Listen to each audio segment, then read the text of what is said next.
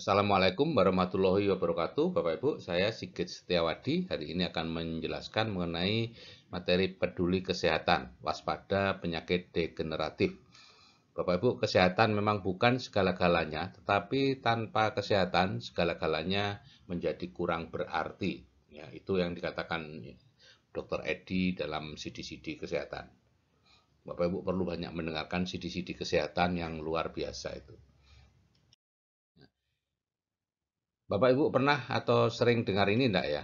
Stroke, jantung koroner, hipertensi, kanker, diabetes, gagal ginjal, osteoporosis, osteoartritis, hepatitis, ya. Oke, paling enggak tadi sudah mendengar dari saya, oke. Ini adalah penyakit degeneratif Bapak Ibu, yaitu penyakit kerusakan tubuh, ya. Eh, Disebabkan karena usia atau karena polusi dan sebagainya. Yang paling merusak tubuh itu adalah pengawet dan pewarna makanan. Yang sekarang semakin banyak ya, hampir semua makanan saat ini beli di toko dan itu ada pengawetnya dan seringkali ada pewarnanya untuk bisa menarik. Ya, meskipun secara legal, secara aturan pemerintah itu belum berbahaya, tapi secara ilmu gizi itu sangat berbahaya. Itulah yang disebut sebagai radikal bebas ya. Radikal bebas adalah atom O yang kehilangan elektron sehingga tidak stabil. Karena tidak stabil, dia berusaha mengambil elektron dari sel-sel yang lain, dan kalau dia dekat dengan sel tubuh, maka dia akan mengambil elektron dari situ. Dan terjadi reaksi berantai. Sel-sel yang bagian-bagian sel yang rusak karena elektronnya berkurang, dia akan mengambil dari sel yang lain, dan begitu seterusnya sehingga terjadi reaksi yang berantai kerusakannya. Ya. Kalau dia merusak pembuluh darah, maka akan terjadilah jantung koroner. Kalau merusak sel, tergantung lokasi dan intensitasnya, terjadilah kanker, diabetes, gagal ginjal, dan sebagainya. Nah, jadi radikal bebas ini jadi pemicu Bapak Ibu ya, penyakit penyakit degeneratif ya. Dulu radikal bebas yang paling paling atau satu-satunya radikal bebas itu cuma radiasi matahari dan oksigen ya, cuman itu. Ini radiasi apa? Dua hal ya, matahari dan oksigen yang menghidupi tapi sekaligus juga merusak. Jadi disinilah luar biasanya Tuhan mengatur alam supaya terjadi keseimbangan ya, tidak terjadi keabadian, maka dua-duanya dirusak, tubuh kita dirusak oleh baik matahari maupun oksigen meskipun itu kita butuhkan. Tetapi dalam perjalanan hidup di dunia, manusia menciptakan perusak-perusak yang lain ya, ada polusi, kemudian gaya hidup, stres, pola makanan ya, itu semuanya menyebabkan penyakit degeneratif ya karena kesalahan-kesalahan kita. Jadi ini sel remaja seperti ini digambarkan ya. Dinding selnya masih tipis, gampang sekali ditembus makanan. Kemudian inti sel masih bagus gitu ya.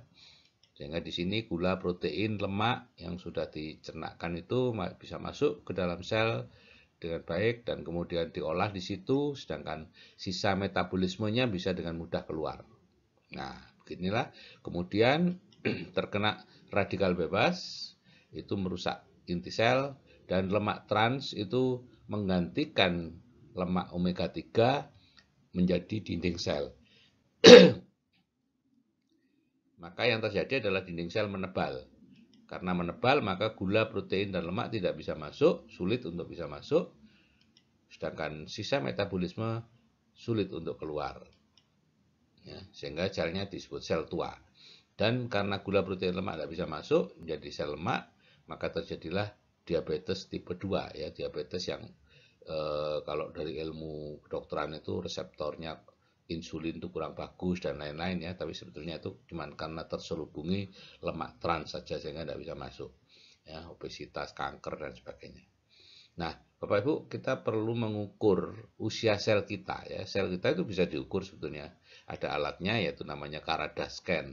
Ini ada di ADC ya. Bapak Ibu datang aja ke ADC untuk mengukur berapa sih usia tubuh Bapak Ibu yang sebenarnya berapa. Sekarang mungkin usia penanggalan atau usia kalendernya 30, tapi bisa saja usia tubuhnya 45 ya. Maka Bapak Ibu akan bereaksi seperti pada orang-orang usia 45. terhadap penyakit jantung, terhadap diabetes, dan sebagainya. Jadi diukur saja Bapak Ibu usia tubuhnya. Nah, jadi penyakit degeneratif itu sudah masuk kalangan generasi muda, bahkan semakin meningkat. Ini statistik secara faktual ya, 1 dari 2 kematian adalah karena penyakit jantung koroner atau stroke. 1 dari 3 kematian karena kanker. 1 dari 3 orang menderita osteoporosis dan osteoartritis. 1 dari 5 orang kelebihan berat badan. 1 dari 10 orang mengidap diabetes. Jadi ini adalah yang ada sekarang di sekitar kita. Jadi mari kita tingkatkan kualitas kesehatan keluarga kita dengan sehat optimal. Apa itu sehat optimal? Sehat optimal tidak hanya menyangkut satu faktor, tapi menyangkut berbagai macam faktor, yaitu punya kelola pikiran positif, eh, punya istirahat yang cukup, ya, olahraga yang rutin, dan nutrisi yang seimbang. Tapi hari ini saya akan bicara tentang nutrisi. Seperti diketahui, setiap hari kita kena gempuran radikal bebas. Diinginkan atau tidak diinginkan, bagaimanapun juga Bapak Ibu akan terkena ini. Karena polusi di sekitar Bapak Ibu sudah meningkat. Karena itu kita perlu punya tamengnya atau ya tameng ya, atau perisainya, yaitu yang disebut antioksidan. Apa itu antioksidan? Ya, zat yang memiliki banyak elektron, yang bisa menyuplai elektron untuk radikal bebas. Sehingga kalau dia berdekatan dengan radikal bebasnya tidak menyerang sel, tapi menyerang antioksidan tadi dan menjadi netral. Antioksidan itu sebenarnya ada vitamin, Bapak Ibu ya. Vitamin A, vitamin E, vitamin C, vitamin D itu semua antioksidan. Dan mereka punya lokasi kerja yang berbeda-beda ya. Vitamin E misalnya itu daerah kulit, di daerah organ genital ya. Kemudian vitamin C itu di paru-paru, di mana lagi mata juga, di vitamin A itu di mata juga dan sebagainya ya. Setiap vitamin punya apa tempat dinas masing-masing gitu ya. Nah, sekarang nutrisi yang seimbang itu seperti apa sih? Kalau saya dulu berpendapat Bapak Ibu bahwa kita itu cukuplah 4 sehat 5 sempurna gitu. Itu pendapat saya dulu ya, sehingga saya paling anti dengan suplementasi dan lain-lain. Dan masih banyak teman-teman saya yang punya pendapat seperti itu ya. Karena yang kita baca adalah buku-buku 20, 30, 40 tahun yang lalu tentang gizi ya. Di mana dijelaskan bahwa 4 sehat itu nasi, kentang, ketela sumber karbohidrat, daging, ikan, telur sumber protein, buah sebagai sumber vitamin, sayur sebagai sumber vitamin, susu untuk melengkapi. Yang tidak pernah dijelaskan di situ adalah jumlahnya, gitu ya. Jumlah yang harus dimakan itu berapa. Nah, WHO mengatakan 5 porsi buah dan sayur setiap hari. Satu porsinya adalah 1 gelas aqua tanpa air, ya. Bapak Ibu bisa tidak memenuhi syarat 5 porsi buah dan sayur 5 warna? Itu yang tidak pernah dicantumkan di dalam buku-buku yang lama, gitu ya. Jadi kalau sekarang bagaimana? Apakah memang nutrisi kita seimbang? Bahkan Bapak Ibu, kalau kita cukup makan 5 porsi buah dan sayur, tapi kalau itu bukan buah dan sayur yang organik, ya tidak ada gunanya, tidak banyak bermanfaat. Kenapa? Karena ini Bapak Ibu, ya. Jadi polusi pupuk kimia, pestisida, pemulihan tanaman sekarang ini luar biasa. Sehingga vitamin yang ada di dalam buah-buahan dan sayur-sayuran itu sebenarnya antioksidannya sudah menurun ya, karena digunakan untuk bertahan hidup sendiri oleh mereka ya. Kalau diukur mungkin vitaminnya masih banyak, tapi antioksidan di dalam vitamin itu, elektron-elektronnya dalam vitamin itu sudah sangat menurun karena digunakan untuk menangkal polusi, pupuk kimia, pestisida dan sebagainya. Bapak Ibu perlu tahu, buah apel ya, saya orang Batu ya dulu, pernah lama di Batu. Jadi tahu apel itu mulai dari dia dipotongin daunnya, dirempes sampai panen. Itu 25 kali disemprot dengan berbagai macam ini, polusi, pupuk kimia, pestisida dan sebagainya. 25 kali Bapak. Sayur-sayuran semua seperti itu. Katanya yang paling sering, paling banyak polusinya itu kacang panjang. Itu yang paling sering disemprot itu menurut teman-teman saya tidak tahu ya. Jadi kualitas daripada makanan yang kita makan itu sudah sangat menurun. Terus jumlahnya yang kita makan juga tidak berubah dari dulu. Ya, kita tidak sulit untuk bisa memakan sampai memenuhi syarat itu, ya, karena terlalu banyak.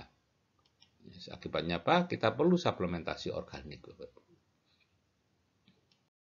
Jadi seperti ini, ya, sel-sel tua ini bisa kita remajakan kembali, gitu ya. Kita remajakan kembali, ya, selama ya minimal 140 hari itu fase permajaan. Tapi karena banyak terus benturan, ya kalau bisa seumur hidup makan ini, gitu ya. Untuk proses permajaan terus, karena akan selalu ada serangan-serangan radikal bebas dari luar, lemak trans dan lain-lain. Nah, kenapa 140 hari minimal? Itu adalah rata-rata usia sel, Bapak Ibu. Ya, usia sel tubuh rata-rata 140 hari. Ada yang jauh lebih sedikit, misalnya kulit dan lain-lain itu cepat sekali, gitu ya. Tapi ada juga yang lama. Tapi rata-rata 140 hari. Jadi Bapak Ibu memerlukan ini yang namanya trio fondasi, ya. Ini adalah double X, itu antioksidan yang paling lengkap, ya, belum pernah ada di dunia ini antioksidan selengkap double X. Kemudian salmon omega 3, ya, untuk mencukupi kebutuhan omega 3, ya. Kenapa salmon? Karena salmon itu salmon ini dipanen di Atlantik Utara, ya, daerah Norwegia, daerah yang masih sangat bersih. Kemudian high protein, ya, itu adalah protein yang berarti berisi asam amino esensial, ya, sehingga kita tinggal menyusunnya saja, dan itu sangat perlu digunakan untuk permajaan sel. Oke Bapak Ibu, ya, ini yang saya minum, ya, yang saya minum sehari-hari seperti ini. Jadi Bapak Ibu, jadilah kaya tapi juga jadilah sehat. Oke, terima kasih. Saya akhiri, wassalamualaikum warahmatullahi wabarakatuh. Selamat pagi untuk yang beragama lain.